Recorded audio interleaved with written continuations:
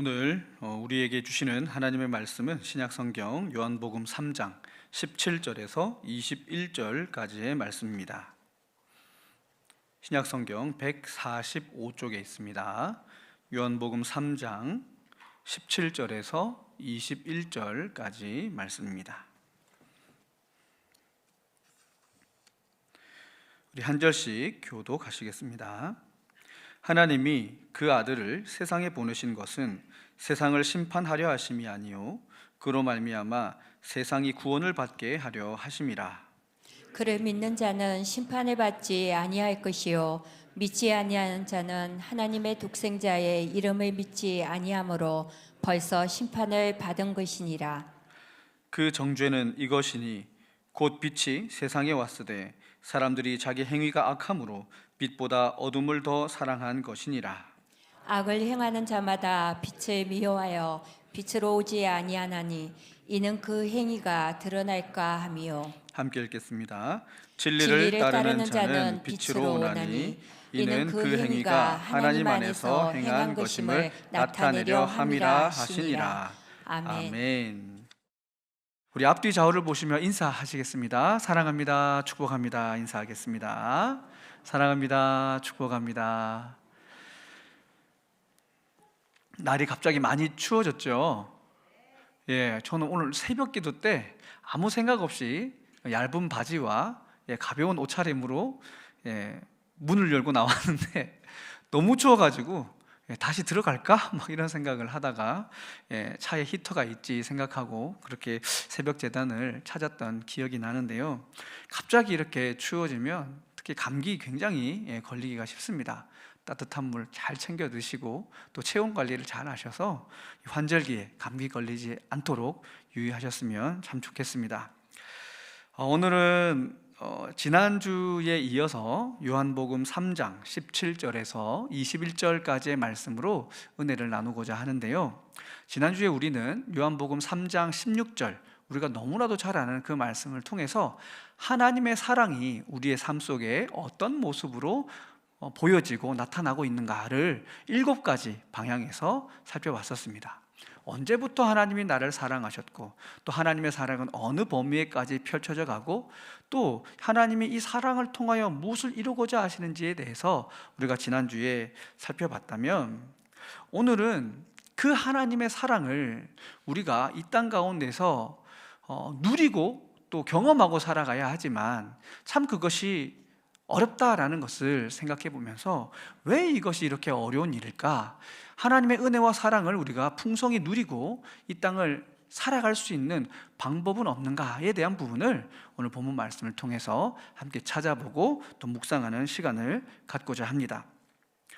우리는 하나님의 사랑을 너무나 잘 알고 있습니다. 얼마나 크고 위대한 사랑인지 많이 듣고 또 경험해서 잘 알고 있죠. 그런데 앞서도 잠깐 말씀드렸지만 그 사랑을 아는 만큼 우리가 누리지 못하고 살아갈 때가 많이 있기 때문에 참 그것이 우리에게 숙제이고 또 문제가 되는 것이죠. 우리가 왜 하나님의 사랑을 크게 그리고 항상 누리고 경험하지 못하고 살아갈까요? 그것은 크게 2가지 이유가 있습니다. 하나는 이 세상의 유혹과 시험이 찬양의 가사처럼 그렇게 우리에게 이게 수시로 찾아오고 또 우리의 이 삶을 어렵게 만들어 가기 때문에 이 하나님의 사랑을 문득문득 우리가 잊어버릴 때가 있죠. 그리고 또 하나는 우리 인간 본성 자체가 하나님의 사랑을 알지만 그 사랑에 반대되는 일들을 향하여 우리의 본성이 자꾸 관심을 갖기 때문입니다.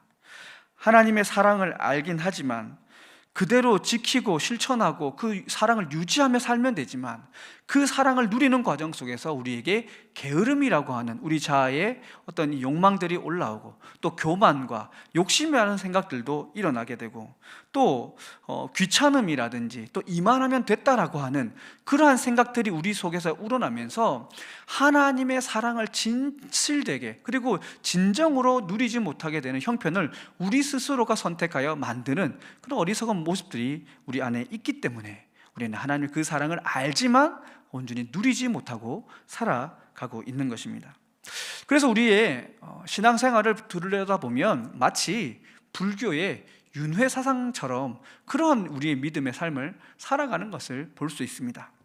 하나님의 그 구원의 은혜, 예수 그리스도의 그 사랑에 감격하여서 막 기뻐하고 이 사랑보다 더 큰 것은 어디에도 없다라는 그런 감격 때문에 막 힘이 나서 살아가다가도 어느 순간에 쉽게 시험 들고 받은 은혜를 다 쏟아버리고 또 낙심하고 좌절하여 주저앉아 있다가 또 어느 순간인가 또 하나님이 부어주시는 말씀과 기도의 은혜들을 체험하면서 다시 회복하고 힘을 내고 또 그 힘으로 또 이 세상을 살아가다가 또 어느 순간인가 찾아오는 시험과 또 고난 앞에서 쉽게 낙심하고 주저앉고 또 낭망하다가 또 어느 순간인가 하나님이 부어주시는 은혜에 또 반응하게 되고 또 그 은혜를 붙잡고 다시 또 기쁨과 희열 속에 들어가고 그러다가 또 좌절하고 낭망하고 이것이 반복되어져 가는 것이 우리의 믿음의 모습이요 신앙의 삶이 아닌가 생각합니다.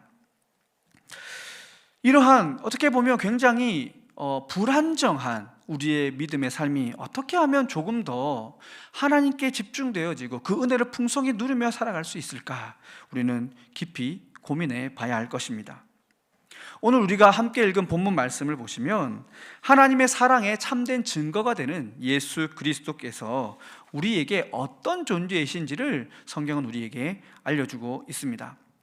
사도 요한이 니고데모와 예수님과의 대화를 성경에 기록하면서 요한복음 3장 16절의 말씀과 같이 하나님의 사랑과 또 인간과의 그런 관계성에 대해서 자세하게 설명해 주고 있는데요. 그 이유는 니고데모와 같은 그런 예수님을 처음부터 믿지 않고 좀 완고한 마음으로 그렇게 예수님을 멀리하려 했던 사람들도 결국엔 예수 그리스도를 믿는 믿음의 길로 믿음의 이 삶의 전환을 이루어 가기도 한다는 것을 우리에게 보여주면서 이 니고데모의 모습을 모델로 삼아서 하나님을 향한 믿음의 바른 선택을 이루어 갈 것을 우리에게 요청하고 그 바른 믿음의 선택이 곧 그 하나님의 은혜와 사랑을 누리는 우리의 삶의 비결이다라는 것을 말씀하고자 사도 요한은 오늘 본문을 우리에게 기록해주고 있는 것입니다.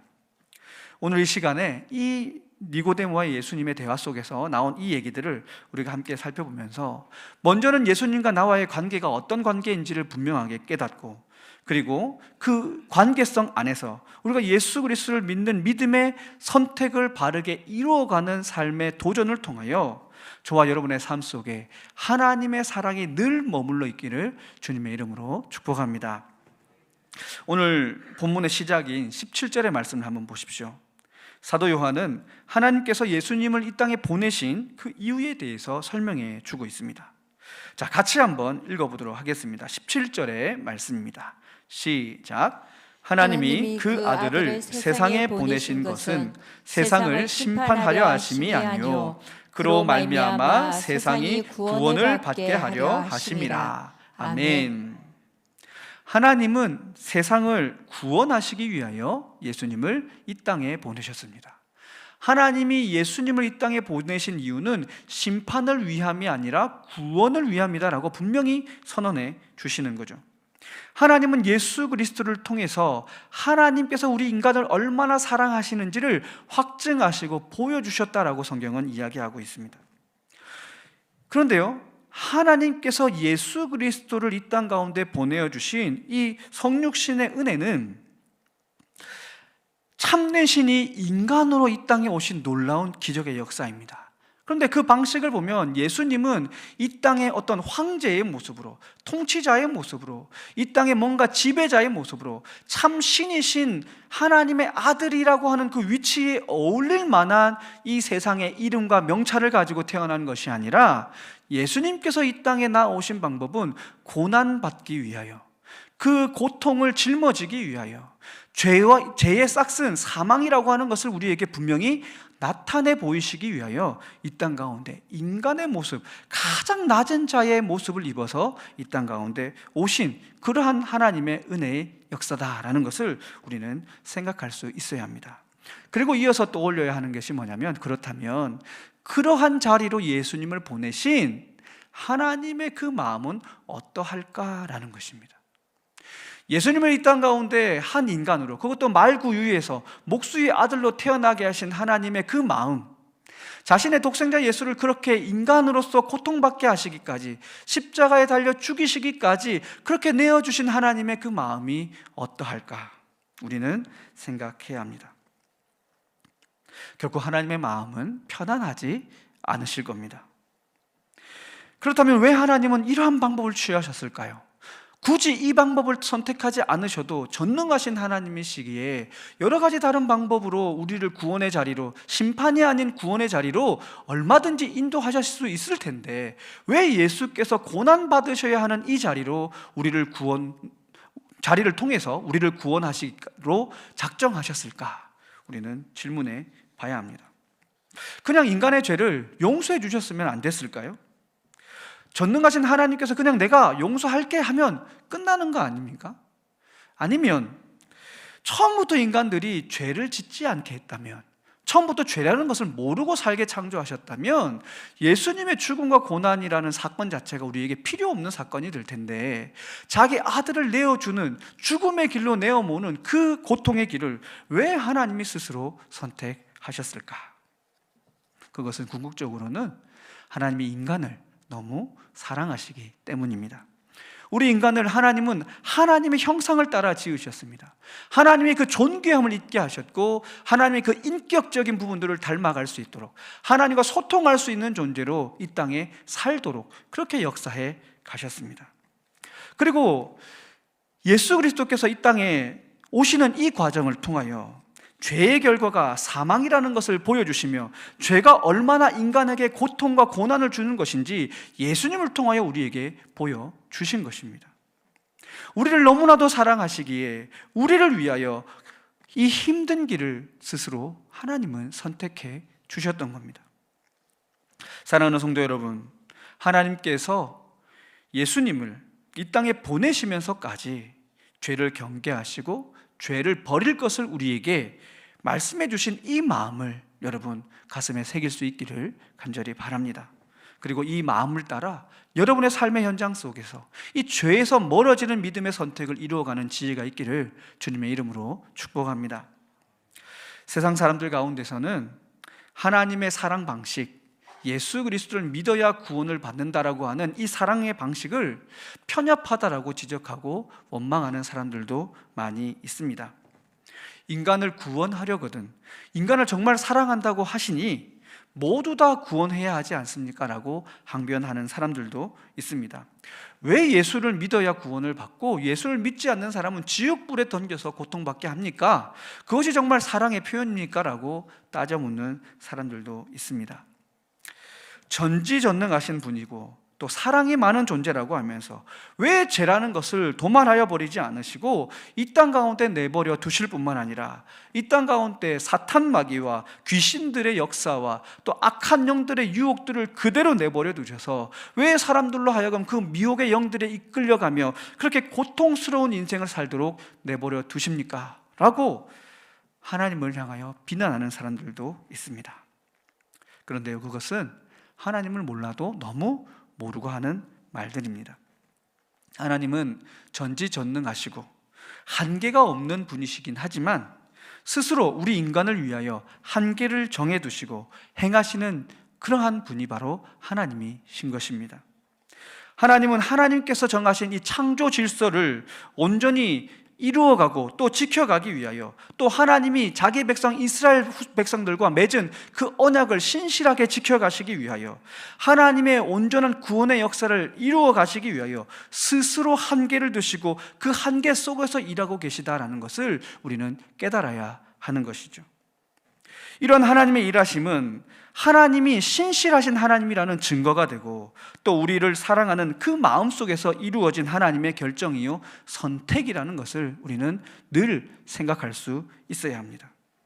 하나님의 사랑은 스스로 희생하시는 위대한 사랑의 역사라는 것을 여러분 꼭 기억하시고, 하나님의 그 사랑 앞에 여러분의 믿음을 보이실 수 있기를 간절히 바랍니다. 하나님의 사랑은 결코 편협하거나 이기적인 사랑이 아닙니다. 하나님의 사랑은 결코 자신의 유익을 구하시는 모습으로 우리에게 나타나지 않습니다. 진정한 사랑은 자기 감정과 유익에 충실한 사랑이 아니라 언제나 그 사랑에 흘러가도록, 또 그 사랑이 흘러가서 그 흘러간 사랑을 받아 누리는 자의 유익을 위하여 나의 모든 것을 희생하고 내어놓는 것이 진정한 사랑인 것입니다. 그래서 헌신적이고 희생적이고 무모하게까지 보이는 모습으로 우리에게 드러나는 그런 사랑인 것이죠. 바로 이러한 사랑이 하나님께서 예수 그리스도를 이 땅에 보내신 그 사랑의 모습이라는 것을 여러분 깨달으시고 이 놀라운 사랑을 믿고 누리며 살아가는 저와 여러분이 되시기를 주님의 이름으로 축복합니다. 하나님의 사랑은 예수 그리스도를 통해서만 경험할 수 있습니다. 예수님을 믿는 믿음이 없으면 하나님의 사랑을 결코 누릴 수 없고 깨달을 수도 없습니다.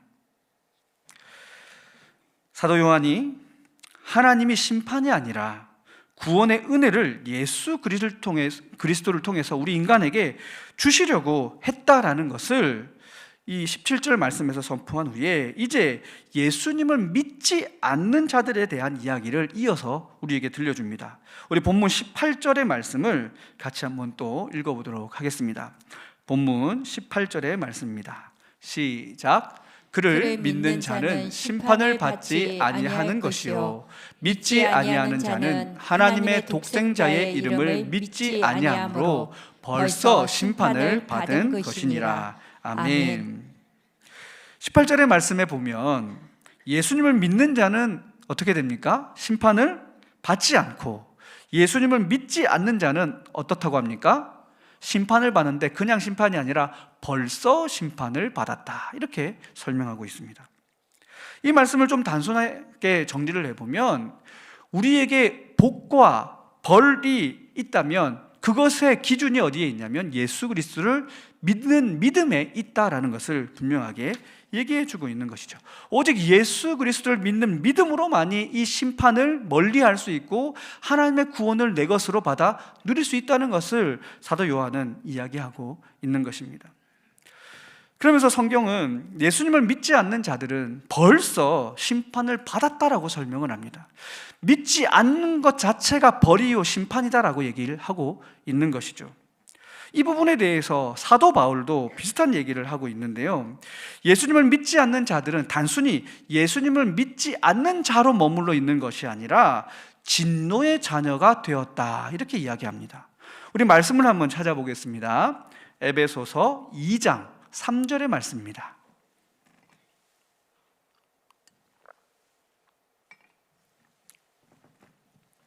에베소서 2장 3절의 말씀, 우리 한 목소리로 같이 한번 읽어보겠습니다. 시작.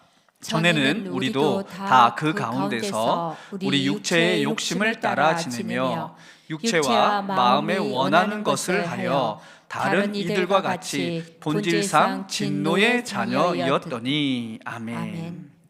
자, 본질상 예수 그리스도를 믿지 않은 사람은 진노의 자녀다, 이렇게 설명을 하고 있습니다. 이 말은 뭐냐면 진노의 자녀라는 말은 진노의 다스림을 받는 사람이라는 거예요. 진노 아래에 머물러 있는 사람이다, 이런 뜻을 가지고 있습니다.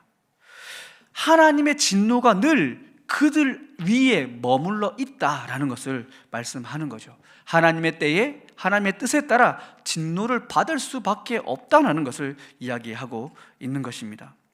예수님 없이 살아가는 것, 믿음 없이 살아가는 것 자체가 그들의 인생에는 큰 고통을 불러오는 사건이다라는 것을 믿는 자들은 깨닫고 그 믿음의 선택을 온전히 유지하고 지켜가라고 사도 요한은 우리에게 말씀하고 있습니다. 그렇다면 이 하나님과 예수님을 믿지 않는 사람들은 왜 믿지 않는 것일까? 왜 못 믿는 것일까? 본문 19절에서 사도 요한은 그것을 설명해 주고 있습니다. 우리 19절의 말씀을 또 같이 읽어보도록 하겠습니다. 시작. 그 정죄는 이것이니 곧 빛이 세상이 왔으되 사람들이 자기 행위가 악함으로 빛보다 어둠을 더 사랑한 것이니라. 아멘. 자, 여기에서 인간의 불신의 원인, 이 믿음 없음의 원인이 소개되고 있습니다. 그들은 무엇을 사랑합니까? 어둠을 사랑함으로 빛을 싫어한다, 이렇게 기록합니다. 사람들이 어둠을 사랑하는 이유는 자신의 행위가 빛으로 인하여 자기의 악함이 드러날까 봐 두려워하기 때문이다라는 것이죠. 다시 말하면 예수님을 믿으면 이전에는 죄라고 여기지 않았던 것이 이제는 죄라는 것으로 느껴지고 깨달아지기 때문에 그 죄책감으로 인하여 인생이 불편해지고 내가 죄인이라고 하는 것 자체가 인정하고 싶지 않기 때문에 그러한 선택을 해가는 것이다라는 거죠. 빛을 선택하는 것이 아니라 어둠에 머물러 있기를 선택한다라는 것입니다.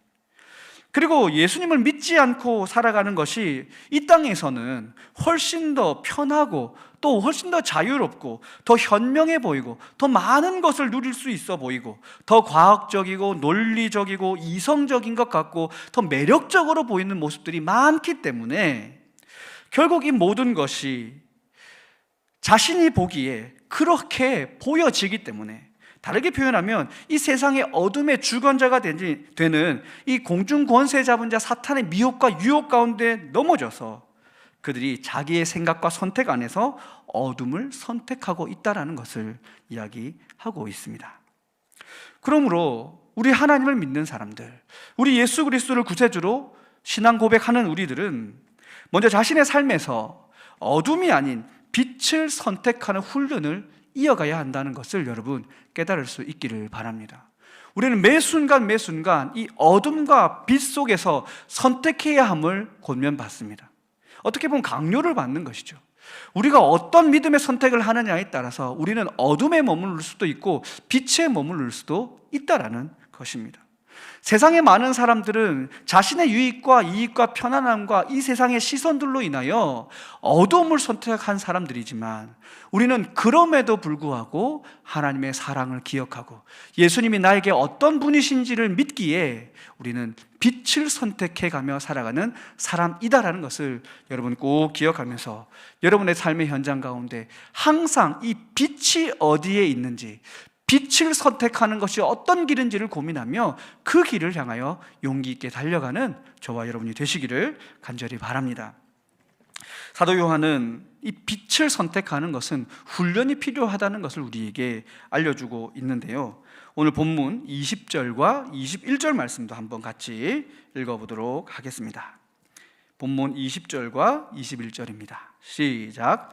악을 행하는 자마다 빛을 미워하여 빛으로 오지 아니하나니 이는 그 행위가 드러날까 하며 진리를 따르는 자는 빛으로 오나니 이는 그 행위가 하나님 안에서 행한 것임을 나타내려 함이라 하시니라. 아멘.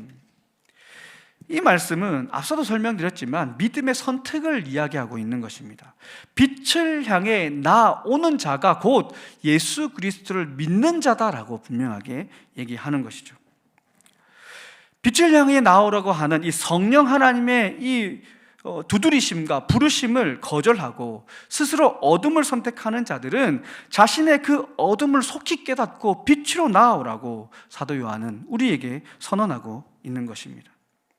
그리고 이 말씀은 또한 니고데모에게 그의 양심 속에 던져주시는 예수님의 말씀이기도 합니다. 요한복음의 이 니고데모는 우리의 어떤 모델로서 지금 예수님이 드러내보고 있는 그러한 존재인 것이죠. 지금 니고데모도 말씀 속에서 보면 선택의 기로에서 지금 어떤 것을 선택할 건지, 빛을 선택할 건지, 어둠을 선택할 건지 예수님으로부터 선택을 요청받고 있는 상황 속에 있는 겁니다. 유대인의 지도자였던 니고데모는 빛이 없는 한밤중에 예수님을 만나기 위하여 찾아왔습니다. 그는 세상 사람들 앞에 자기가 예수님을 만나는 것을 보여주고 싶지 않았고 숨기고 싶었습니다. 또 예수님을 만나서 얘기 나누는 것이 다른 사람들 앞에 들켰을 때 별로 좋지 않은 영향들이 있기 때문에 들켜서는 안 되는 입장을 가지고 있었기에 그는 숨을 수 있는 어두운 밤에 예수님을 찾아온 것이죠. 그런데 예수님은 그 어둠을 버리고 빛으로 나오라고 말씀합니다. 어떻게 보면 떳떳하게 내가 예수를 믿는다라고 다른 사람들 앞에 드러낼 수 있느냐라고 믿음의 선택을 요청받고 있습니다. 그렇다면 오늘 본문에 등장하는 니고데모는 이 선택의 훈련 앞에서 어떤 믿음의 반응을 보였을까? 그는 여전히 어둠에 남아 있었을까요? 아니면 예수님의 말씀과 가르침을 믿음으로 받아들이고 빛을 선택하는 훈련을 잘 마쳤을까? 우리는 한번 생각해 봐야 하겠습니다. 우리 요한복음 7장의 말씀을 한번 찾아보겠습니다. 요한복음 7장 50절에서 52절의 말씀입니다.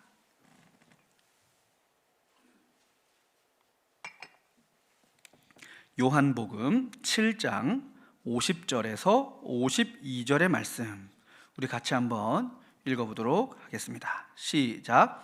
그 중에 한 사람 곧 전에 예수께 왔던 니고데모가 그들에게 말하되 우리 율법은 사람의 말을 듣고 그 행한 것을 알기 전에 심판하느냐? 그들이 대답하여 이르되 너도 갈릴리에서 왔느냐? 찾아보라, 갈릴리에서는 선지자가 나지 못하느니라 하였더라. 아멘. 자, 니고데모는 예수님과의 만남을 가진 이후에, 시간이 좀 지난 이후에 예수님께서 유대 지도자들과 종교 지도자들에게 비난을 당하고 조롱과 핍박을 당해야 하는 그런 상황 속에 있을 때 그의 선택은 예수님을 변호하는 입장을 선택하고 있습니다. 사람들의 시선을 피해서 한밤중에 예수님께 나왔던 이 니고데모가 수많은 사람들 앞에서, 그것도 이 유대 지역을 다스리는 그런 지도자들 앞에서 예수님을 몰래 만났던 그가 당당하게 예수님을 변호하는 입장에서 지금 대화를 나누고 있는 것입니다. 사람들은 니고데모를 향하여 조롱합니다. 너도 갈릴리에서 왔느냐? 갈릴리에서 무슨 선한 것이 나온단 말이냐라고 하면서 조롱하고 비난하기까지 하지만 그는 아랑곳하지 않고 우리의 율법의 정신에 어떻게 그 사람의 죄가 증명되지 않은 상태에서 그를 심판하고 벌을 줄 수 있느냐? 그럴 수 없다라고 하면서 예수님을 보호하려는 적극적인 모습을 보여주고 있는 것입니다. 그의 삶에 놀라운 변화가 일어난 것입니다. 그리고 이 니고데모의 믿음은 여기서 멈춘 것이 아닙니다. 우리 요한복음 19장 38절에서 40절의 말씀을 또한 찾아 읽어보도록 하겠습니다. 요한복음 19장 38절에서 40절의 말씀입니다. 자, 다 같이 한번 또 읽어보도록 하겠습니다. 시작. 아리마대 사람 요셉은 예수의 제자이나 유대인이 두려워 그것을 숨기더니 2일 후에 빌라도에게 예수의 시체를 가져가기를 구하매 빌라도가 허락하는지라. 이에 가서 예수의 시체를 가져가니라. 일찍이 예수께 밤에 찾아왔던 니고데모도 몰약과 침향 섞은 것을 100리트라쯤 가지고 온지라. 이에 예수의 시체를 가져다가 유대인의 장례법대로 그 향품과 함께 세마포로 쌌더라. 아멘. 자, 예수님이 십자가에 달려 죽으신 이후에 예수님을 추종했던 제자들마저도 다 떠나간 이후에 예수님을 십자가에 내려 장례를 치르는 그 상황 속에 등장한 인물이 누구입니까? 아리마대 요셉과 니고데모입니다. 이것은 니고데모가 그간의 과정 속에서 빛으로 나와서 빛을 선택한 믿음의 길을 걸어왔다는 것을 보여주고 있는 사건인 것이죠. 예수님께서 제시하신 이 선택의 훈련에서 빛을 선택하는 반복적인 훈련을 해왔었다라는 것을 보여주고 있는 것입니다. 니고데모는 어둠에서 빛으로 나오는 선택의 훈련을 통과하여 빛으로 나오는 용기를 내므로써 구원의 은혜를 받아 누리게 되었을 뿐만 아니라 성경에 자신의 이름이 아름답게 기록되어지는 놀라운 영광을 경험하게 되었다는 사실을 여러분 기억하실 수 있기를 바랍니다.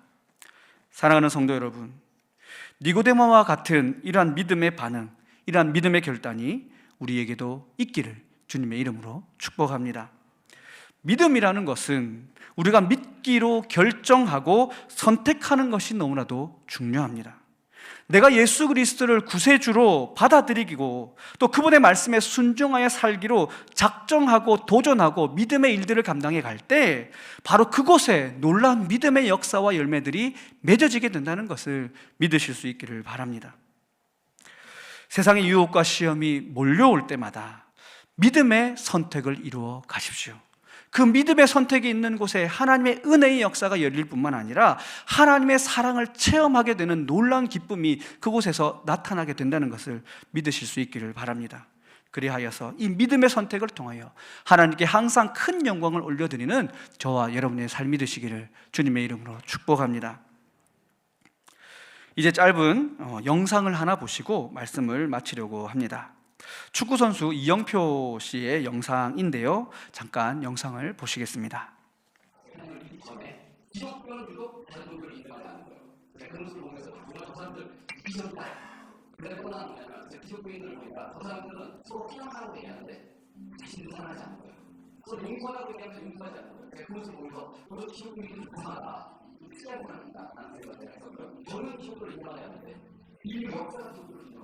역사의 기준을 빛과 계기로 만드시는 예수님이에요. 우리 일주일이 누구일 수도 있고 하나님일 수도 있는데요. 성경에서 하나님께서 일동안 천지를 창조하시고 실제 주셨어요.